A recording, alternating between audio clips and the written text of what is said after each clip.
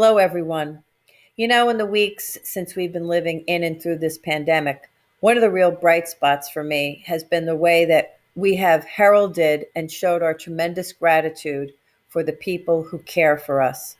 There are countless advertisements, billboards, and social media posts of people thanking the first responders, thanking medical personnel, the doctors, the nurses, the technicians, thanking the grocery store workers, all of those people who once again are dedicated to the care of the greater society, both those who are ill and those who are not.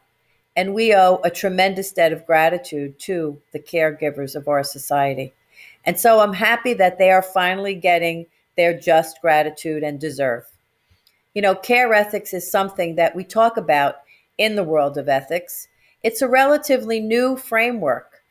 Nel Noddings in 2013 described or defined caring as something that occurs between two individuals and is dependent upon interpersonal relationships. Interpersonal relationships is really what it's all about. It speaks to our common humanity.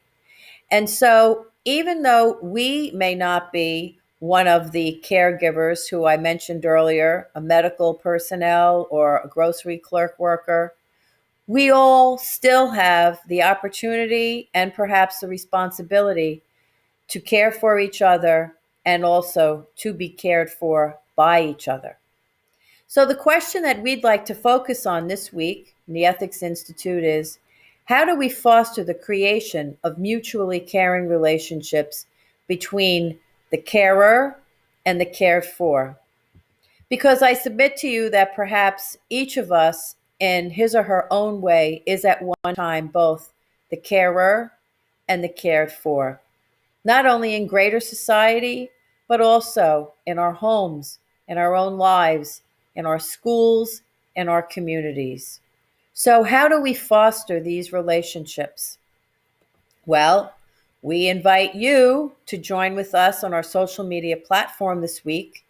We have a great blog by Matt Ferguson, who is our intern at the Ethics Institute, and he really outlines care ethics and what our healthcare workers right now are experiencing and the tremendous burden that has been placed on them and that they're experiencing given the work that they're doing during this pandemic. It's eye-opening and it leaves us with much food for thought.